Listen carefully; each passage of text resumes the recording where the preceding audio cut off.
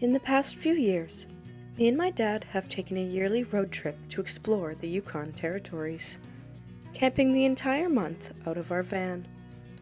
2020, we completed the full length of the Dempster Highway up to Tuktoyaktuk in the Northwest Territories. Last year, I was able to show Fishing with Rod some new places he had never been to, such as Dawson City. Almost every time I go to the Yukon, I am questioned with, "Why are you going to the Yukon? There's nothing there," which couldn't be anywhere further from the truth. From never-ending mountains to fishing, hiking, camping, and animals, there is always something to do for the outdoor lover. But for those not into camping, there is also my favorite place to visit, Dawson City. While walking the remote village of Dawson City, you get taken back to the 1900s. Many buildings have been rebuilt over the years. Bars and casinos are still the life of the town in summer. But what is more fascinating about this place is the history behind it and the Yukon Gold Rush. Dawson City would not have existed if it weren't for an American prospector named George Carmack, who was living in the Yukon and married to an Indigenous woman. In 1896, with some friends and family, went down to a small tributary of the Yukon River called Rabbit Creek to pan for gold. In a dozen pans, they collected half an ounce of gold, eventually staking a claim at Bonanza Creek. Within the year, word eventually spread, causing a rush of people from all over to the Yukon in an attempt at becoming rich. The journey was treacherous. Out of 100,000 stampeders, 70,000 turned back or would succumb to the Yukon's harsh climate. Before any transportation, the entire route would be on foot and by boat. The famous Chilkoot Pass had an elevation of 1,000 meters. It was the law to carry 2,000 pounds of goods per man, 2 years of supply, up the mountain. You could not stop moving on this chain of men, or it could be hours before you got back in. To navigate waterways such as Labarge Lake and the Yukon River, homemade boats were made on site, many sinking. The Yukon River had few obstacles. The biggest obstacle was Five Finger Rapids. You had to choose which rapid you went down and hope you picked the right one. The end of the journey was Dawson City, which became a thriving boomtown known as the Paris of the North.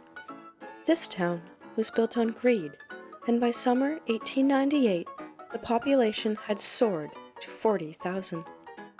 Newcomers were out of luck to stake claims, instead earning a living through business.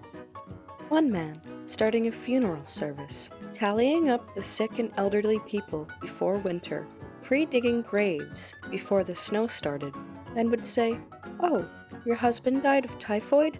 I just happened to have the perfectly sized grave for you." Front Street contained a lot of bars, dance halls, and casinos. Dawson had nothing but the best, even for prostitutes. Behind Front Street was Paradise Alley, where women would live in houses with names on the doors, such as Montreal Marie. High-end fashions from Paris were ordered for these women, and being paid in gold were highly wealthy. Dawson was a city of men. Few women made the early trek, one named Kathleen Ryan, or Kate Ryan. She was the first woman to succeed the Chilkoot Pass. She traveled with the Northwest Mounted Police in a deal she would cook them their meals. She stopped in Whitehorse, building one of the first cabins, and opening a restaurant, Klondike Kate's Cafe. She earned a well-respected title, taking in laundry and helping out as a nurse, eventually landing a job with the Northwest Mounted Police assisting with women prisoners. Now when Dawson had become more established and the railway and paddle wheelers running, a New York dancer arrived clinging to a man's arm named Kitty Rockwell. Her fame was instant. She had tried to enter a year before, being arrested in Whitehorse, where Kate Ryan was on duty. Kitty spent a living working as a percentage girl, flirting with men to drink, and stealing their gold when they became too sloshed to speak.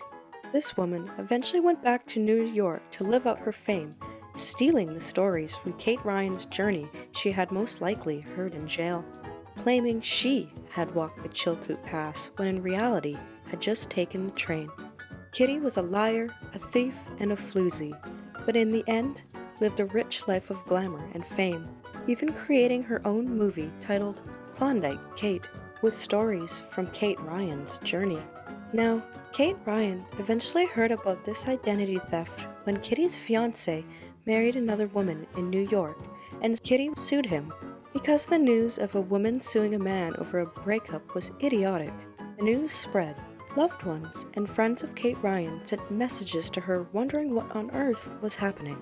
Kate soon realized her title, Klondike Kate, had been stolen and distanced herself from the name and drama. By 1899, Dawson was a quarter of the size it had been. By 1901, gambling halls were closed and prostitution banished from the city, relocating to the poorer town of Klondike City, which was known to the high-class people of Dawson as Louse Town. Dawson's big boom was short-lived, but the stories of the people who came here are endless. Nowadays in summer, the streets are filled with the languages of tourists from all over. Many people come for a summer job in Dawson and never leave. The winters are harsh, and only the toughest are fit for the Yukon. The population in and around Dawson dwindles under 2,000 people nowadays. When thinking about the people of Dawson City, we cannot forget the indigenous who owned and navigated this land long before any silly white man dared to enter it. What are your thoughts on Canada's first case of identity fraud? Stay tuned for more Yukon travel and fishing videos, and I will see you guys all soon.